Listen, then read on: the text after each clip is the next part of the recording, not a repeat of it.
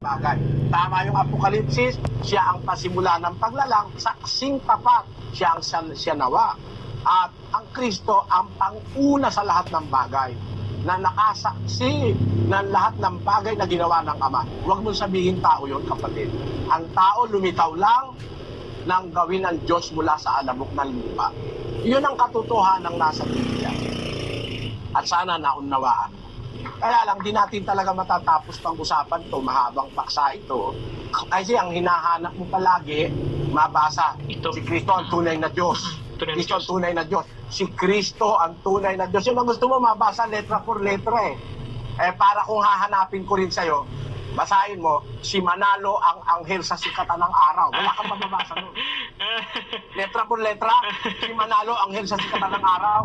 Kahit nasa lubugan ng araw, hindi mo kayang basahin si Manalo yung anghel Yun ang ibig ko sabihin. Huwag kayong ganyan kung gumamit ng Biblia. Ang Biblia may lohika.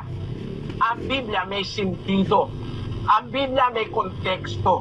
Hindi puro lahat ng katotohanan, letra por letra ang mababasa mo. O, kagaya ito. Mababasa mo ba si Manalo?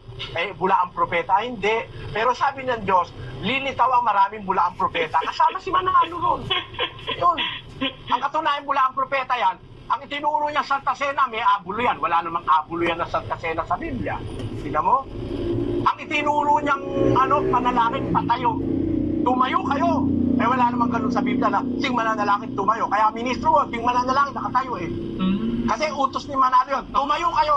Basahin natin. Antikristo ito si Manalo Basahin natin sa kanilang pangunahing aral.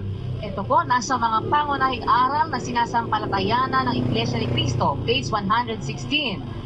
Isama ninyo ang damdamin ninyo kapag nananalangin ang kapulungan. Sino man sa mga nangangasiwa ng pagsakamba ang nangunguna.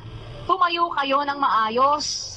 Tumayo, utos ni Manalo yan, Siya gumawa niyan sa Biblia, hindi naman na nakalagay, tumayo. Pwedeng manalangin ng patayo pag wala kang paraang makaluhod. Pero ang talagang utos, luluhod ka sa Diyos. Si Manalo, kung siya nag-uutos, tumayo kayo.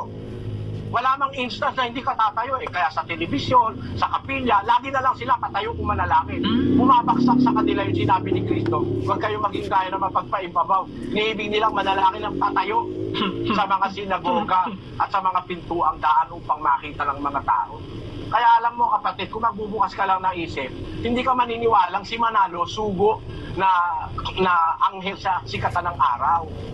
Pero ako, nakahanda akong maniwala kung mapapatunayan niyang aral niya tama. Pero yung Santa Cena may abulo yan, wala sa Biblia yon. Yung aral ninyo na maraming mga aral kayo iba't iba na wala sa Biblia, yung kagaya nung sa inyo, libre sigarilyo. Libre lasing sa inyo. Mga ministro nyo, naninigarilyo. Bawal sa Biblia yan. Paano naging sugo yung isang taong gano'n? Pero ako, hindi ko hinahanap si Manalo, sugong anghel. Wala kasi nun tapos hahanapin mo, gusto mo laging ang mababasa, si Kristo ang tunay na Diyos. Maling pag-aral ng katotohanan niya. Maling pag-unawa. Naawa ako sa'yo, sana samahan ka. Okay, dyan na naman po natatapos mga ka-U3 ang atin pong palabas at Pakilala ni Juan. Kasi maraming dinatnan si Kristo sa lupa, buhay na walang hanggan. Ayun yun. Diba? Ngayon, susundan kita kapatid doon sa sinabi mo na teka ang sabi niya kanina, wala raw mababasa si Kristo tunay na Diyos. Yun lang Biblia binasa mo na magandang balita, yun na nga nababasa Matigas lang ulo mo kapatid. Alam mo, naunawaan kita. Napadilim na kasi isip mo dahil ang puno mo nasa kadiliman. Kaya didilim na rin ang isip mo. Yan ang tiyak na tiyak dyan. Pareho na kayong magdilim ang isip, nabulag na isip mo ng pambubulag ni Satanas at saka ni Manalo na si Kristo tao lang. Hindi mo na kasi matanggap mismo. Yung Biblia mismo binasa mo, ikaw na pumunta riyan Tapos sabi mo, babalik ka tayo sa dating sali. Susundan naman kita uli. Mahirap itong ginagawa mo sa akin palakang paluntag-lundag susundan naman kita. Sabi mo, balik daw tayo sa dating sali. Lilitaw daw sa dating salin, mababasa ka ba si tunay na Diyos? Si Jesucristo, tunay na Diyos. Malaki ka mababasa si Jesucristo, tunay na Diyos. Di basahin natin sa dating salin. 5:20 ng unang Juan. At nalalaman natin na naparito ang anak ng Diyos at tayo binigyan ng pagkaunawa upang ating makilala siya na totoo at tayo'y nasa kanya na totoo. Sa makatwid ay sa kanyang anak na si Jesucristo. Sino ba yung totoo? Ito ba yung sa makatwid si Kristo yung totoo? Upang makilala natin siya na totoo. Tayo nasa kanya na totoo. Sa makatwid. Kailan ba ginagamit yung salitang sa makatwid? Therefore. Sa makatwid, totoo, yung kanyang anak na si Jesucristo. Ito ang tunay na Diyos at ang buhay na walang hanggan. Mga anak ko, mag-ingat kayo sa mga Diyos-Diyusan. Yun ang nakasulat sa talata Bakit sinabing tunay na Diyos? Kasi nung naparito, tunay na Diyos, in comparison sa mga dinatnan sa lupa na mga Diyos-Diyusan. Kunin mo lang yung unawa, kapatid. Yung naparito, tunay na Diyos. Bakit tunay na Diyos? Tinan mo papakita ko sa'yo. Nagkatawan tao yun Yung nagkatawan tao ba? Tao? Basahin nga natin ang unang Timoteo 3:16. Pakinggan mo Sa lahat ng salin mo basahin. At walang pagtatalo. Dakila ang hiwaga ng pagkadiyos. Yaong nahayag sa laman. Pinapaging banal sa espiritu. Nakita ng mga anghel. Ipinangaral sa mga bansa. Sinampalatayanan sa sanglibutan. Tingnan mo, yan si Kristo Dakila ang hiwaga ng pagkadiyos. Pagkatao ba sinasabi dyan? Pagkadiyos May dakilang hiwaga ang kanyang pagkadiyos. Yaong nahayag sa laman. Di yung kanyang pagkadiyos nahayag sa laman. Nagkatawang tao nga kasi siya. Tapos, pinapaging banal sa espiritu, nakita ng mga anghel, pinangaral sa bansa, sinampalatayanan sa sanlibutan, tinanggap sa itaas sa kaluwalhatian. Di ba si Kristo yan? Dakila ang hiwaga ng pagkadiyos. Hindi lang basta tunay na Diyos. Dakila pa hiwaga ng pagkadiyos ni Kristo. Ano sasabihin mo walang mababasa? Dakila ang hiwaga ng pagkadiyos. Siya yung tunay na Diyos na nakarating dito sa lupa at buhay na wala hanggan. Patunayan natin. Balik tayo sa dating salin. Unang Juan 1 hanggang 4, kapatid na Daniel.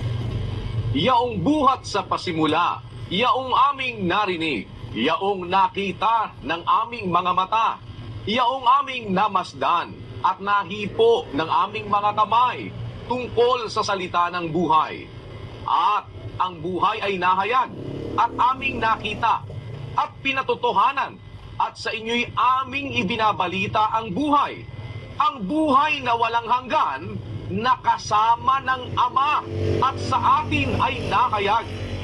Yaong Tamo, ang buhay na walang hanggan na kasama ng Ama. So yung buhay na walang hanggang nahipo ng mga apostol, nakita nila, narinig nila, yung buhay na walang hanggan na yung kasama ng Ama. Tama? Sino yon? 5:20. At nalalaman natin na naparito ang anak ng Diyos at tayo'y binigyan ng pagkaunawa upang ating makilala siya na totoo at tayo'y nasa kanya na totoo. Sa makatwid ay sa kanyang anak na si Jesucristo.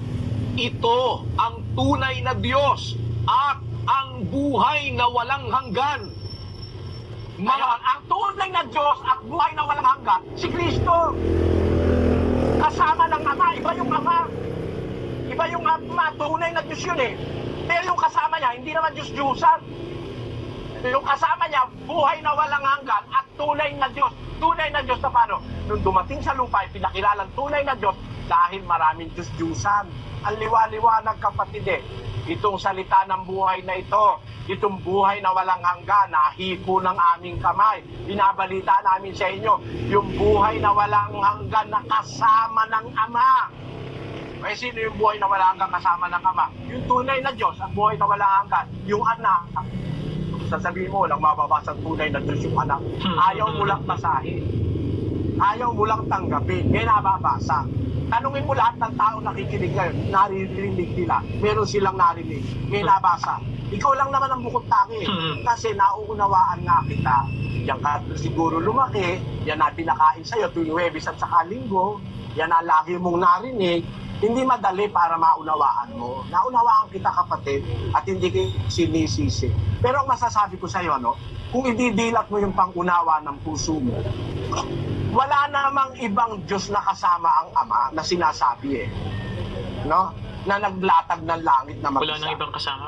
Wala namang sinasabi tayo na may katulungan Diyos naglatag ng langit Ang sinasabi natin, may kasama ang Diyos nung inilalatag niya ang langit. Sabi nung karunungan, nang itatag niya ang langit, nandun ako. Nung naglagay siya ng balantok ng kalaliman, nandun ako. Nandun siya Lahat ng ginawa ng Diyos, nasaksihan niya Basahin natin ang Apokalipsis 3, versikulo 14. At sa anghel ng iglesia sa Laodicea ay isulat mo, ang mga bagay na ito ay sinasabi ng siya nawa, ng saksing tapat at totoo, ng pasimula ng paglalang ng Diyos. Kita mo? Ang saksing tapat at totoo. Bakit saksi? Lahat ng ginawa ng Ama, nasaksihan niya Siya ang pasimula ng paglalang ng Diyos. Paano mo naman inigil sa akin tao yan?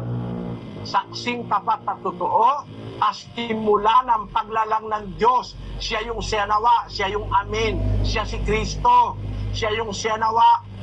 Hindi makakatutol dyan ang pastor mo na ang siyanawa si Kristo.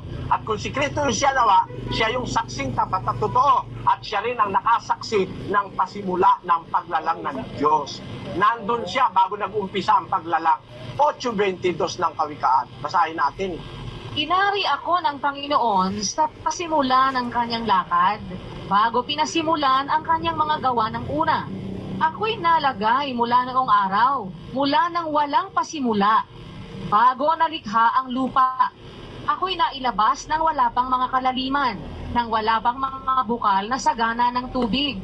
Bago ang mga bundok ay nalagay, bago ang mga burol ay ako'y nailabas. Samantalang hindi pa niya nililikha ang lupa, ni ang mga parang man, ni ang pasimula man ng alabok ng sanglibutan. Nang kanyang itatagang langit, nandoon ako, ang siya'y maglagay ng balantok sa balat ng kalaliman. Nang kanyang pagtibayin ang langit sa itaas, nang maging matibay ang mga bukal ng kalaliman, nang bigyan niya ang dagat ng kanyang hangganan, upang huwag salangsangin ng tubig ang kanyang utos, nang kanyang iayos ang mga patibayan ng lupa. Nasa sipingan niya ako. Yan. Meron pala kasiping ang Ama Nasa siping niya ako. Huwag mo na maalisin sa Biblia yan, kapatid. May kasiping ang Ama. Tiyak na tiyak ko, hindi tao yun. Bakit? Wala pa akong lalabok nun hindi pa ginagawa tao nun Nasa siping niya na ako Kaya sabi ni Kristo, luwalatiin mo ako sa'yo, Ama, ng kaluwalati ang aking tinamu sa'yo, bago ang sanlibutan naging gayon. So, umiiral na siya kasama ng Ama, nasa siping ng Ama, nang ginagawa lahat ng bagay. Tama yung Apokalipsis, siya ang pasimula ng paglalang, saksing tapat, siya ang siyanawa. At ang Kristo ang panguna sa lahat ng bagay, na nakasaksi ng lahat ng bagay na ginawa ng Ama. Huwag mong sabihin tao yun, kapatid. Ang tao lumitaw lang nang gawin ng Diyos mula sa alabok ng lupa. Iyon ang katotohanan ng nasa Biblia. At sana naunawaan. Kaya lang, di natin talaga matatapos pang-usapan to, mahabang paksa ito. Kasi ang hinahanap mo palagi, mabasa, Ito. si Kristo ang tunay na Diyos. Tunay na Kristo ang Diyos. tunay na Diyos. Si Kristo ang tunay na Diyos. Yun ang gusto mo mabasa letra por letra para kung hahanapin ko rin sa'yo, basahin mo, si Manalo ang anghel sa sikatan ng araw. Wala kang mababasa nun. Letra por letra, si Manalo anghel sa sikatan ng araw. Kahit nasa lubugan ng araw, hindi mo kayang basahin si Manalo yung anghel Yun ang ibig ko sabihin. Huwag kayong ganyan gumamit ng Biblia. Ang Biblia may lohika. Ang Biblia may sentido. Ang Biblia may konteksto. Hindi puro lahat ng katotohanan, letra por letra ang mababasa mo. O, kagaya ito. Mababasa mo ba si Manalo? Bula ang propeta? Hindi. Pero sabi ng Diyos, lilitaw ang maraming bula ang propeta. Kasama si Manalo ron. Yun. Ang katunayan bula ang propeta yan, ang itinuro niya Santa Cena, may abulo yan. Wala namang abulo yan na Santa Cena sa Biblia. Tingnan mo? Ang itinuro niyang panalangin, patayo. Tumayo kayo. Wala namang ganun sa Biblia na sing mananalangin tumayo. Kaya ministro, sing mananalangin nakatayo Kasi utos ni Manalo yun. Tumayo kayo. Basahin natin. Antikristo ito si Manalo Basahin natin sa kanilang pangunahing aral. Ito po, nasa mga pangunahing aral na sinasampalatayanan ng Iglesia ni Cristo, page 116. Isama ninyo ang damdamin ninyo kapag nananalangin ang kapulungan. Sino man sa mga nangangasiwa ng pagsamba ang nangunguna. Tumayo kayo ng maayos. Tumayo, utos ni Manalo yan, no? Siya gumawa niyan, eh. Eh sa Biblia, di naman na nakalagay, tumayo. Ha? Pwedeng manalangin ng patayo pag wala kang paraang makaluhod. Pero ang talagang utos, luluhod ka sa Diyos. Eh si Manalo, kung siya nag-uutos, tumayo kayo.